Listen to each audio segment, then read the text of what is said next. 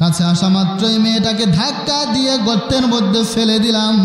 আমার অন্তরে একটু মায়া লাগলো না। গর্তের মধ্যে যখন ফেলে দিয়েছি, আমার মেয়ের বুঝতে দেরি হলো না, আমি আর তাকে এই দুনিয়ার মধ্যে বাঁচতে দিব না। মেয়েটা আমার ডেকে বলছে, বাবা, কন্যা হয়ে পৃথিবীর মধ্যে আসার কারণে তুমি আমাকে বাঁচতে দিবে না, তুমি আমাকে বাঁচিয়ে দাও। আমি কোনোদিন তোমাকে বাবা বলে ডাক দিব না। আমার চোখ যেদিকে চলে যায় সেদিকে চলে যাব, দুনিয়ায় তোমাকে পরিচয় কোনোদিন দিব না। আমার মেয়ের কথা শুনে আমার একটুও মায়া হলো না। বিশাল বড় একটা পাথর এনে আমার মেয়ের মাথার উপরে মেরে দিলাম। ফিনকি দিয়ে রক্ত বের হয়ে আমার চেহারার মধ্যে এসে লেগে গেল। মরুভূমির উত্তপ্ত বালি আর পাহাড়ের কণা, আমার মেয়ের রক্ত সব কিছু দিয়ে জীবন্ত মাটির মধ্যে দাফন করে দিলাম। সবার কাছে প্রশ্ন করি, যেই দুনিয়ার মানুষ, যেই সময়ের মানুষ নিজের কন্যা সন্তানটাকে নিজে জন্মদাতা পিতা হয়ে জীবন্ত জমিনের মধ্যে দাফন করে দেয়, ওই সময়ের মানুষ ভালো না খারাপ? আরো জলে বলেন, ভালো না খারাপ? এই সময়ের মানুষগুলোকে, যে সময়ের মানুষগুলো ছিল চোর, যে সময়ের মানুষগুলো ছিল ডাকাত, যে সময়ের মানুষগুলো ছিল মহিলাদের সতীত্ব হরণকারী, যে সময়ের মানুষগুলো ছিল কন্যা সন্তান জন্মগ্রহণ করলে নিজে জন্মদাতা পিতা হয়ে জমিনের মধ্যে দাফন করে দেয়, এই সময়ের খারাপ মানুষগুলোকে যেইভাবে সুন্দর মানুষের, সোনার মানুষে রূপান্তরিত করা হলো, আর এই রূপান্তরিত করার পিছনে ওষুধ একটা, ওইটার নাম হলো আল কুরআন। সুবহানাল্লাহ। আল্লাহ তাআলা বললেন, হাবিব, আমি আপনার উপরে এই কিতাব নাজিল করেছি লিতুখরিজান নাসা মিনাজ জুলুমাতি ইলান নূর, যেন আপনি পৃথিবীর মানব মণ্ডলীকে, এই পৃথিবীর মানুষদেরকে অন্ধকার হতে আলোর দিকে নিয়ে আসতে পারেন। বুঝলেন? একেবারে খুব গুরুত্বপূর্ণ একটা আয়াত। আল্লাহ তাআলা পবিত্র কোরআন কেন নাজিল করলেন? এই নাজিল করার উদ্দেশ্য বলতেছে, একটা উদ্দেশ্য হইতেছে হুদাল্লিন নাস, এই মানুষদের হেদায়েতের জন্য। আর একটা উদ্দেশ্য আল্লাহ তাআলা এখানে বললেন যে লিতুখরিজান নাসা মিনাজ জুলুমাতি ইলান নূর, এই পৃথিবীর মানুষদেরকে অন্ধকার হতে, মিনাজ জুলুমাতি, জুলুমাত এখানে বহু বচন আল্লাহ ব্যবহার করছে। জুলুমাত সব অন্ধকার, এই পৃথিবীতে যত জাহালিয়াতের যত অন্ধকার হতে পারে সব অন্ধকার থেকে ইলান নূর, একটা আলোর দিকে আসার জন্য। পবিত্র কোরআনকে বলা হয় নূর, আলো। কি বলা হয়? নূর, আলো। খুব বুঝেন কিন্তু আয়াতের ব্যাখ্যা, যে মিনাজ জুলুমাত, এখানে আল্লাহ বহু বচন ব্যবহার করছে। সব অন্ধকার, জাহালাতের যত অন্ধকার আছে সব অন্ধকার থেকে ইলান নূর, আলোর দিকে যেন মানুষদেরকে নিয়ে আসা যায়। আলো দিয়ে কি পথ চিনি না আমরা? আলোর কাজ কি? পথ পরিষ্কারভাবে সব কিছু দেখানো, তাই তো? অন্ধকারের ভিতরে কিছুই তো দেখা যায় না। ধরুন অন্ধকার একটা রাত, এই অন্ধকার আমাবস্যার রাতের মধ্যে জঙ্গলের পাশ দিয়ে কাঁটাযুক্ত পথের মধ্যে দিয়ে আপনি হেঁটে যাবেন, এই সময় লাগবে কি?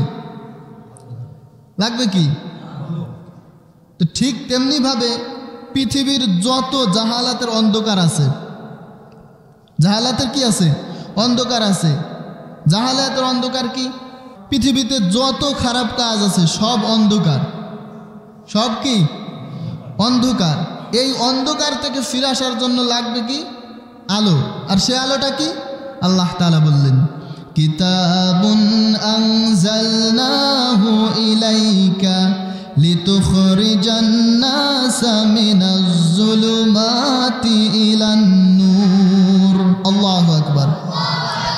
রব্বুল আলামিন কুরআনুল কারীমের 14 নম্বর সূরা, সূরাতুল ইব্রাহিমের 1 নম্বর আয়াতের মধ্যে বলে দিলেন, হাবিব, আমি আপনার উপরে এই কিতাব এমনি এমনি নাজিল করি নাই। এই কিতাব আমি আপনার উপরে নাজিল করেছি এই কারণে যেন আপনি পৃথিবীর মানুষদেরকে সব ধরনের অন্ধকার থেকে একমাত্র আলো, কোরআনের আলোর দিকে নিয়ে আসতে পারেন। সুবহানাল্লাহ। যে যুগের মধ্যেই কোরআন নাজিল হয়েছে এই যুগটাকেই বলা হতো আইয়ামে জাহেলিয়াত। এই যুগটাকেই সম্পূর্ণ যুগটাকেই বলা হতো জাহালাতের যুগ। নবী করিম সাল্লাল্লাহু আলাইহি সাল্লাম আসছে 570 খ্রিস্টাব্দে। কত? 570 খ্রিস্টাব্দে। এই সময়টা ছিল পরিপূর্ণ জাহালিয়াতে ভরপুর, একেবারে জাহেলিয়াতের ভিতরে মানুষজন নিমজ্জিত ছিল। কি পরিমাণ জাহেলিয়াতের মধ্যে নিমজ্জিত ছিল! মক্কা থেকে 200 কিলোমিটার দূর দিয়ে ব্যবসায়িক একটা কাফেলা যায়। এই মক্কার জাহেলিয়াতের অন্ধকারের মধ্যে নিমজ্জিত থাকা মানুষগুলো 200 কিলোমিটার দূরে যে ডাকাতি করে এই মানুষগুলো সম্পদ ছিনিয়ে নিয়ে আসতো। আল্লাহর হাবিবের জন্মের পরে রাসূলুল্লাহ সাল্লাল্লাহু আলাইহি ওয়াসাল্লাম তরুণ মানুষ, তরুণ যুবক। এই সময় একজন লোক মক্কার বাজারের মধ্যে ব্যবসার জন্য আসছে। এই ব্যবসায়ীর কাছ থেকে মক্কার লোকেরা তারা তাদের জিনিসপত্র, এই ব্যবসায়ীর জিনিসপত্র নিয়ে আসছে। বলছে অমুক অমুক বাড়ি, আমাদের যাওয়ার সময় আমাদের কাছ থেকে পয়সা নিয়ে যেও, তোমার পাওনাটা নিয়ে যেও। সবাই যার যার মতো করে এই লোকটার জিনিসপত্র নিয়ে এসেছে। লোকটা যখন তাদের বাড়িতে আসছে, আসার পরে বলতেছে তোমার সাথে তো বাজারে আমাদের কোনো দেখাই হয় নাই, তোমারে তো আমরা চিনি না। লোকটা চিৎকার করে বলতেছিল এই মক্কার মধ্যে এমন কেউ কি নাই যে আমার পাওনাটা বুঝিয়ে দিতে পারে। এরপর আল্লাহ তাআলা তার হাবিবকে নির্বাচন করলেন, আর নির্বাচন করে এই ধরনের জাহালিয়াতের অন্ধকার থেকে মানুষদেরকে আলোর দিকে নিয়ে আসার জন্য নাজিল করলেন কিতাব কুরআন। সুবহানাল্লাহ! কি পরিমাণ জাহেলিয়াতের অন্ধকার! মানুষদেরকে মানুষই মনে করা হতো না। বিশেষ করে মহিলাদের ক্ষেত্রে তাদেরকে মানুষ মনে করা হতো না। এমনও ঘটনা ছিল, মক্কার মধ্যে কিছু কিছু গোত্র ছিল এমন সম্ভ্রান্তশালী, তাদের ধারণা ছিল এমন, এই গোত্রের মধ্যে যদি কোনো মেয়ে জন্মগ্রহণ করত তারা মনে করতো এটা লাত আর মানাতের অভিশাপ। তারা পূজা করতে হইতেছে লাত আর মানাতের, তাদের মানে মূর্তি আর কি, এটার কাছে উপাসনা করত, ভগবান আল্লাহ মানত। তো যেই ফ্যামিলিতে মেয়ে সন্তান, কন্যা সন্তান জন্মগ্রহণ করত তারা মনে করতো এটা এই লাত আর মানাতের অভিশাপ, ওইটার জীবিত হত্যা করে ফেলত। যেই সময়ের মানুষ নিজের কন্যা সন্তানকে নিজের জন্মদাতা পিতা হয়ে নিজেই দাফন করে দেয়, এই সময়টা ভালো না খারাপ? আলোর সময় না অন্ধকারের সময়? কেমন অন্ধকারের সময়! আল্লাহর হাবিবের উপরে কোরআন নাজিল হয়ে গেল, কোরআনের দাওয়াত চলে গেল একজন মানুষের কানে। মসজিদে নববীতে আসলেন, এসে বললেন ইয়া রাসূলুল্লাহ ওয়া হাবিবাল্লাহ, কোরআনের দাওয়াত পেলাম, আমার কাছে মনে হয় আপনার কাছ থেকে কালিমাটা পড়ে মুসলমান হয়ে যায়, কিন্তু ইয়া রাসূলুল্লাহ আমি যেই পাপ করেছি আমার কাছে মনে হয় না আল্লাহ তাআলা আমার পাপ ক্ষমা করবেন। ধা ধা করে চোখের পানি ছাড়ছে, হাউমাউ করে কান্নায় ভেঙে পড়লেন আর বললেন ইয়া রাসূলুল্লাহ আপনি একটু বলেন তো আমার পাপের কোনো ক্ষমা আছে নাকি? বিশ্বনবী বললেন কি পাপ করেছো তুমি? বলতেছি ইয়া রাসূলুল্লাহ আইয়ামে জাহেলিয়াতে মক্কায় কোনো ঘরে যদি কন্যা সন্তান জন্মগ্রহণ করত, প্রত্যেকটা পিতাই সন্তানটাকে জীবিত মাটির তলে দাফন করে দিত। আমিও এর ব্যতিক্রম ছিলাম না ইয়া রাসূলুল্লাহ, আমার যতগুলো কন্যা সন্তান ছিল সবগুলাকে আমি নিজে জন্মদাতা পিতা হয়ে এই কন্যা সন্তানগুলোকে আমি মাটির নিচে দাফন করে দিয়েছি। ইয়া রাসূলুল্লাহ ব্যবসার জন্য বাইরে গেলাম, অনেক দিন অতিবাহিত হয়ে গেল, ইতিমধ্যে আমার ঘরে একটা কন্যা সন্তান জন্মগ্রহণ করেছে। আমার বিবি এই সন্তানটার চেহারার মায়ায় পড়ে সম্পূর্ণ আমার চেহারা আমার সন্তানটার হয়েছে। আমার স্ত্রী এই কন্যা সন্তানটার চেহারার মায়ায় পড়ে তাকে আর হত্যা করলেন না, তাকে লালন পালন করতে লাগলেন। অনেকটা সময় হয়ে গেল, আমার স্ত্রী এই সন্তানটাকে এমনভাবে লালন পালন করে, বাবা ভক্ত কিভাবে বানানো যায় সম্পূর্ণটাই প্রশিক্ষণ তাকে দিয়েছে। হঠাৎ করে ব্যবসা থেকে ফিরে আসলাম, ফিরে আসার পরে আমার স্ত্রী আমাকে ডেকে বলছে, প্রাণের স্বামী, আপনি যখন ব্যবসার জন্য বাইরে গিয়েছিলেন, আমাদের ফ্যামিলিতে, আমাদের ঘরে একটা কন্যা সন্তান জন্মগ্রহণ করেছে। এত সুন্দর চেহারা তার হয়েছে, সম্পূর্ণ আপনার মতো। সে আপনাকে দেখার জন্য পাগল। প্রাণের স্বামী, আপনার পায়ে পড়ি, হাতে ধরি, এই সোনার টুকরা সন্তানকে আপনি জীবিত দাফন করে দিয়েন না। ইয়া রাসূলুল্লাহ, আমি বুঝতে পারলাম আমার স্ত্রীর কাছ থেকে এই সন্তানটাকে কখনোই নেওয়া যাবে না। আমি আমার সন্তানটাকে দেখলাম, সে আমার কাছে গ্লাসে করে পানি নিয়ে আসে, আমার কাছে দাঁড়িয়ে থাকে, আর সময় হলে ইয়া আবি বলে, বাবা বাবা বলে ডাকতে থাকে। আমার সন্তানের কচি মুখের এই ডাক যখন আমাকে আবি বলে ডাক দেয়, আমার অন্তরটা শীতল হয়ে যায়। কিন্তু ইয়া রাসূলুল্লাহ, তার প্রতি আমার ভালোবাসার কোনো কমতি নাই, আদর আর স্নেহের কোনো কমতি নাই ইয়া রাসূলুল্লাহ। কিন্তু আমার অন্তরের মধ্যে একটাই বেদনা, মক্কার কাফেররা যদি জানে আমার ঘরের মধ্যে কন্যা সন্তান আছে, তাহলে তারা আমাকে অভিসম্বোধন করবে, অভিশাপ দিবে, বলবে যে আমার উপরে লাত আর মানাতের অভিশাপ আছে। আমি এটা থেকে বের হতে পারলাম না। কিছুদিন সময় অতিবাহিত হয়ে গেল। আমার স্ত্রীকে বললাম, স্ত্রী, আমার মেয়েটাকে সাজায় দাও, আমি তাকে নিয়ে আত্মীয়র বাসায় যাব। আমার স্ত্রী আমার কথায় গলে যে আমার কথা বুঝতে না পেরে আমার সন্তানটাকে সাজায় দিলেন। বের হয়ে গেলাম সন্তানটাকে নিয়ে, মরুভূমির রাস্তার মধ্যে হাঁটতে লাগলাম। অনেক দূর যে বিরাম একটা ভূমির মধ্যে, চারিদিকে কেউ নাই, মরুভূমির বালি আর বালি।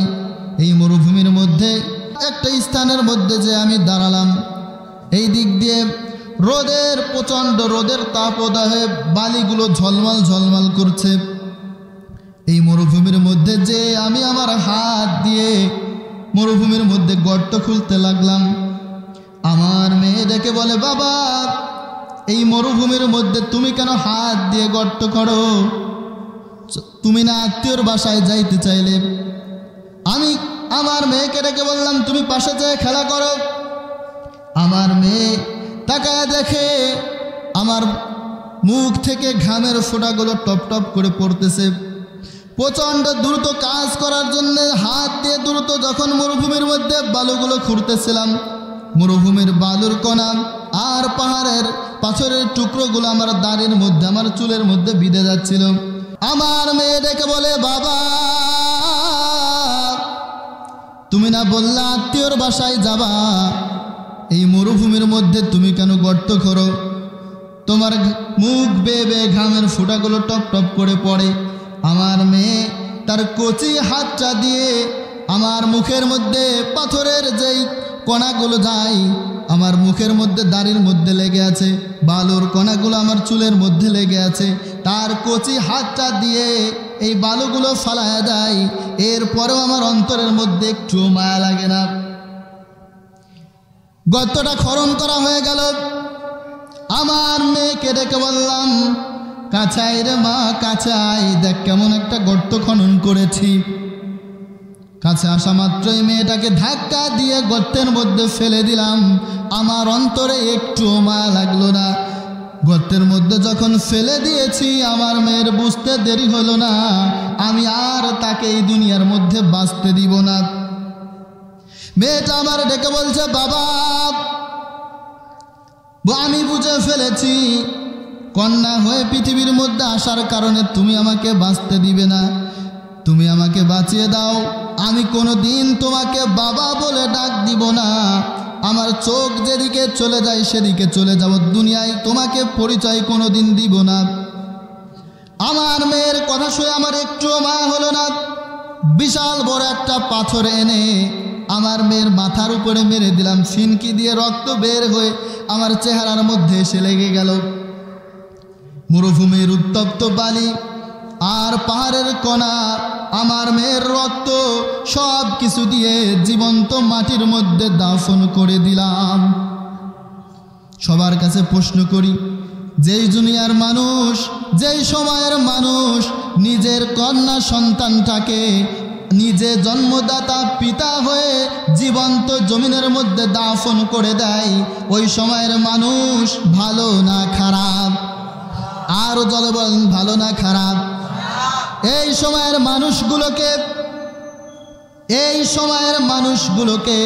যে সময়ের মানুষগুলো ছিল চোর, যে সময়ের মানুষগুলো ছিল ডাকাত, যে সময়ের মানুষগুলো ছিল মহিলাদের সতীত্ব হরণকারী, যে সময়ের মানুষগুলো ছিল কন্যা সন্তান জন্মগ্রহণ করলে নিজে জন্মদাতা পিতা হয়ে জমিনের মধ্যে দাফন করে দেয়, এই সময়ের খারাপ মানুষগুলোকে যেইভাবে সুন্দর মানুষের সোনার মানুষে রূপান্তরিত করা হলো, আর এই রূপান্তরিত করার পিছনে ওষুধ একটা, ওইটার নাম হলো আল কুরআন। সুবহানাল্লাহ। তাহলে কোরআনের ওষুধ বুঝতে পারছেন তো সবাই? আল্লাহ যে বলে কিতাবুন আনজালনাহু ইলাইকা লিতুখরিজান নাসা মিনাজ যুলুমাতি ইলান নূর, হাবিব আমি আপনার উপরে এই কিতাব এমনি এমনি নাজিল করি নাই, আমি আপনার কাছে এই কিতাব নাজিল করেছি যেন অন্ধকারের মধ্যে নিমজ্জিত থাকা মানুষগুলো, জাহালাতের অন্ধকারে থাকা মানুষগুলো ইলান নূর আলোর দিকে ফিরে আসতে পারে। বলি সুবহানাল্লাহ। কেমন সোনার মানুষ হয়েছে একটু কথা বললেই বুঝে যাবেন। একজন মানুষ যাকে আমরা ওমর রাদিয়াল্লাহু তাআলা আনহু বলে চিনি, জাহালিয়াতের অন্ধকার কেমন ভাবে পেয়ে বসলে আল্লাহর রাসূল এই পৃথিবীর শ্রেষ্ঠ মানুষ, যেই মানুষটার দিকে তাকালে সাহাবারা বলে আমাদের যখন খুব বেশি ক্ষুধা লাগতো, খাবার কোনো জিনিস যখন বাসায় থাকতো না, দৌড়ে চলে যেতাম রাসূলের দরবারে, রাসূল সাল্লাল্লাহু আলাইহি ওয়াসাল্লামের নূরময় চেহারা যখন দেখতাম আমাদের সম্পূর্ণ ক্ষুধা নিবারণ হয়ে যেত।